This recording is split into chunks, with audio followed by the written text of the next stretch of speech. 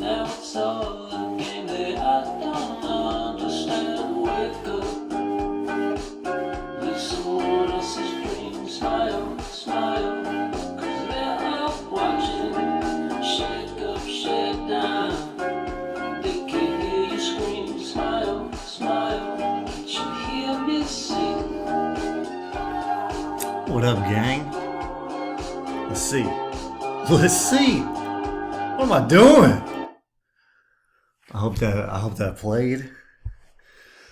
We will see. If not, that's the way it's just gonna be. Because we gotta talk about our swollen muscles here. Why was I dancing? Well, because dancing's awesome. And it feels great. And the other reason is because we're talking about our muscular system here. This week, which is obviously controlled by our muscles. You ain't gotta have me tell you that. But we operate a pretty awesome little machine here called the human being.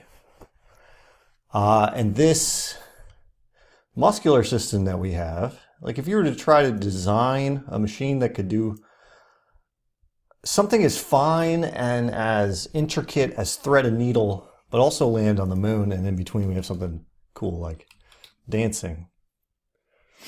That would be a pretty tricky little machine to make, right? Like we got a car and that thing can roll wheels and carry things, but it certainly can't thread a needle. And we can make machines that can do that, but then they certainly can't fly a kite. Then we got machines that could do that, but then they couldn't write poetry. The list goes on and on and on and on. We can do all of those things with our muscles and with our ability to move. So we have fine movement. We also have this kind of big, broad movement, strength, grace, endurance, and all of the above. And so this one's going to be a little quick one. We'll see how it looks with the dancing. I actually don't know how it sounded. That's kind of the main thing. All right, so let's just get into a little topic about our muscles. So our muscles, we've talked quite a bit about these actually already in lab with the histology, the microanatomy, as well as in the tissues lecture. So you guys know that they can be both voluntary and involuntary, which just means I wish my muscles could type better. This means we can control it with our consciousness. Like we can take control of our fingers, and I can do like wild stuff like that just with my brain. Now something like involuntary, like our digestive system, can't control this, so we don't have control. Sometimes we might wish we did. We don't have control. And there's a very interesting one that's kind of in between both of these that we do have control over and we don't have control over it if we want, which is our breathing. So our breathing kind of sits right in between this. So breathing sits right in between this. We can take control over it with our consciousness.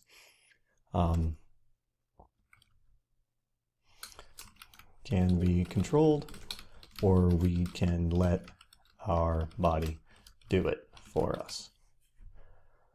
It's pretty nifty, right? That we got a little backup there.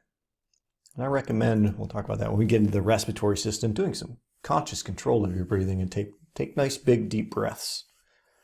We do that with our intercostal muscles, which are in between our ribs, and our diaphragm, which is just underneath our ribs. All right. So another way, kind of interesting thing.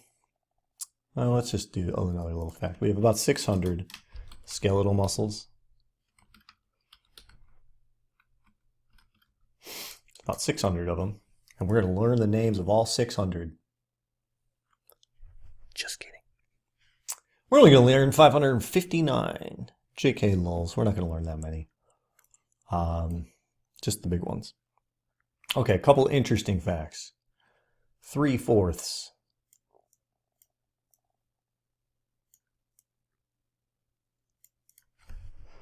of your body heat is generated by your muscles, And we'll see why. We're going to do some pretty crazy calculations in these lectures. Also have a cold, so sorry if if my brain is slow or whatever today. I feel a little out of it. That's pretty crazy. 3/4 of your body's heat. That's a little fire. Okay? So this is why we shiver when we cold. This is why we shiver when we cold. It's pretty crazy. That's why we shiver when we cold. I like to shiver. Okay. Also, yeah, people don't think of it this way. So we know that our heart is a muscle. So we have skeletal muscles. I'll do those in blue because I've been doing those. So skeletal muscles are our conscious control. Skeletal muscles. These are our conscious control. Then we have cardiac muscles, which is for our heart. We don't have conscious control over those. And then we have smooth muscles. Let's make this other blue. Smooth muscles. And these line, those are heart. And these line our cardiovascular, our vascular, digestive, and glands and things like that. We have these are involuntary, both of these. These are involuntary, and this is voluntary. Okay, and now here's a kind of interesting fact. So your skeletal muscles on the back of your legs, whoosh, we got this guy right here, our gastrocnemius or gastrocnemius, or our calf. Right, this guy. And this guy is very important for your blood flow. People don't know that, but your calves are your second heart.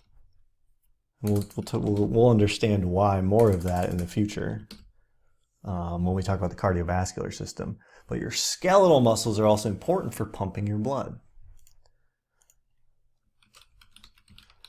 Muscles are important for pumping your blood. I don't have time to go into all the details on that, but this is why you want to get up and move around a little bit every hour or so, especially if you're on a plane or something like that. You got to move that blood around that's trying to keep your tissues alive.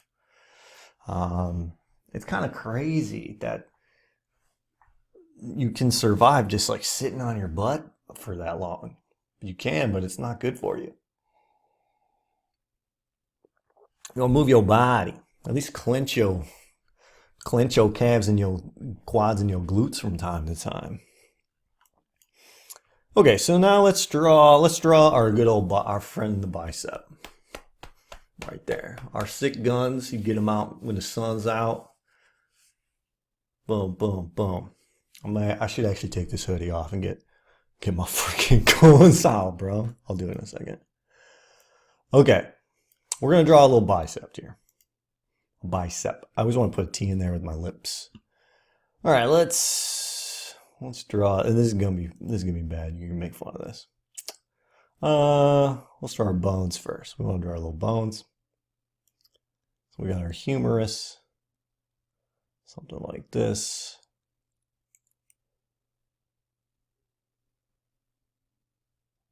Boy, maybe a little crooked. It's okay though. Then we got our radius. Like something like that. I'm not going to draw the whole thing. We'll just cut it up there. These ain't going to be perfect, and that's okay. Then we got our ulna. Something like that. Got a little thin there at the top, but that's okay. You know what? That's actually looking pretty skeletal. Okay, let's draw in a little scapula. That's our shoulder blade.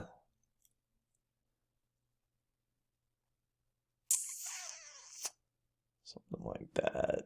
That's not quite right, but I'm just going to go with it.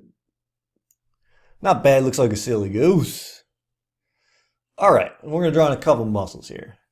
Bicep is on top. Bicep brachii. Tricep is on the bottom. Tricep brachii. All right, biceps and triceps. All right, so a muscle looks something like this. Let's draw the bicep first. Woo. Oh boy. That's not what I was going for. That's a little better. Okay, we'll call it that. And we got to add in more in a second, but let's draw the triceps. So they kind of go here, this way, and they also connect over that way. So let's draw something like this.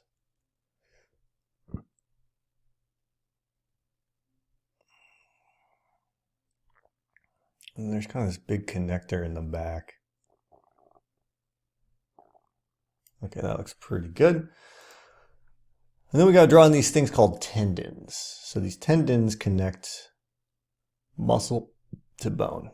Ligaments, I didn't actually talk about those. Those connect bone to bone. Why did that die? All right, so there's a tendon. This muscle would kind of go up. I'll just draw it like that. It's okay. Doesn't have to be super accurate. This is not an anatomy class.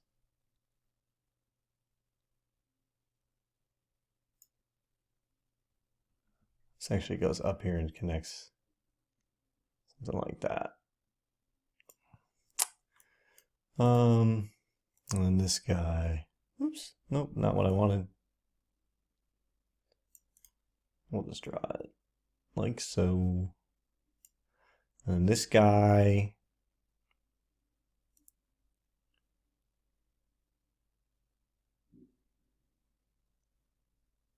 draw it like this. And go all the way around. Nope, that's not what I want. I want this to be kind of all filled in. Sorry, I'm being a little picky here. Okay, that looks better. Okay, good. So we got a basic little, setup. That looks pretty nice. I'm actually pretty happy with that. All right, so we got our biceps.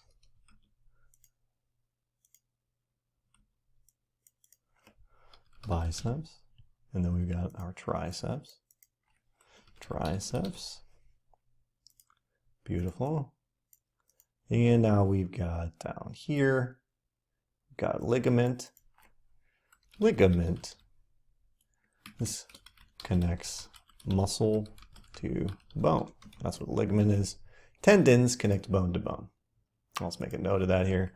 Tendons connect bone to bone. All right, and then we got our radius. Radius, not radium, that's an element. Ulna. And we got our humerus. Haha, humerus, I don't know how to spell that. E-R-U-S. And we got a scapula. Okay, so these are, the biceps and triceps are antagonistic muscles.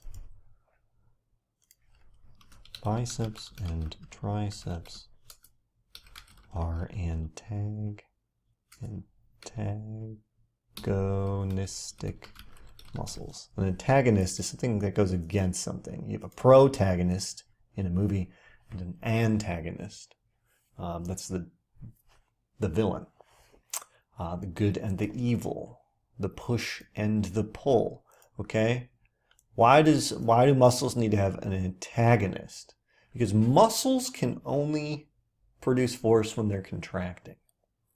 So movement of your body is produced by contractions. So we'll draw this out here, and then I'll demonstrate it with my fucking swole body, bro. All right, so we'll draw a simplified version of this. And let's see, let's do it just like with this highlighter. And actually, I don't want to use the highlighter. We'll do it like this. All right, so I'll redraw my humerus, just draw these real simple.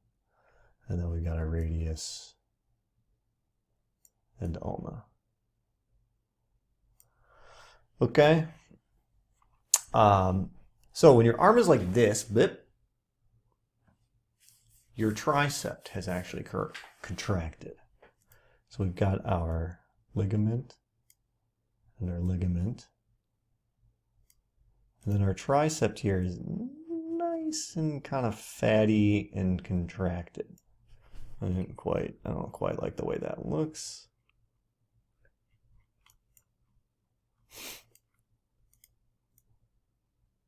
Make that boy nice and fat.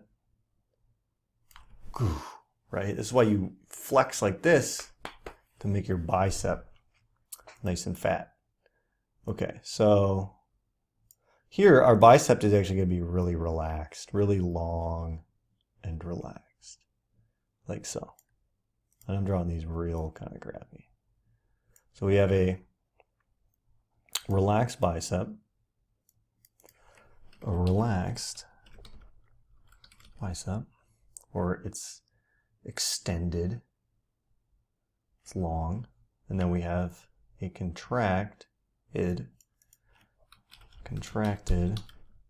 tricep. Okay, it's contracted. All right, now we want to contract the bicep. What would this look like? Well, let's draw our bones in first. Got our humerus again. We got our radius and our ulna. Okay. We'll draw our tricep in. This boy going to be real relaxed. It's going to be elongated. It's extended. Nice and long tricep. It's not quite what I wanted to go for. Nice and long. And then we've got our contracted bicep. So it's going to look something like boom. Nice and swole. It's not swole enough for me. Yeah, no, I want it real freaking swole, bro. Yeah. Boom. All right, that looks better. See how it's fat and thin and fat. That's what we're talking about. They're antagonists because they work in opposing ways. So now we have a contracted bicep and a relaxed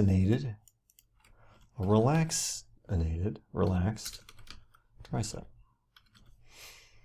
Okay? Boom. All right, let's see if this is actually true. Let's get these freaking guns out. Get this freaking hoodie off. All right. Boom.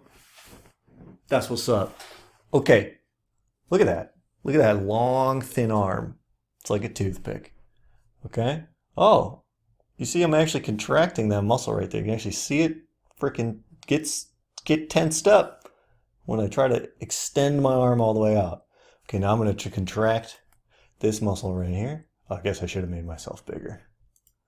Oh, yeah. Oh, yeah. Boom. Nice and contracted. Now I want to move my arm to smack myself in the head. How am I going to do that? Watch that muscle. Oh, you see it contracting? Wow. I salute you. We did it. We danced. We got our guns out. I welcome all of you to get your guns out and to flex hard on the freaking world, bro. You might as well.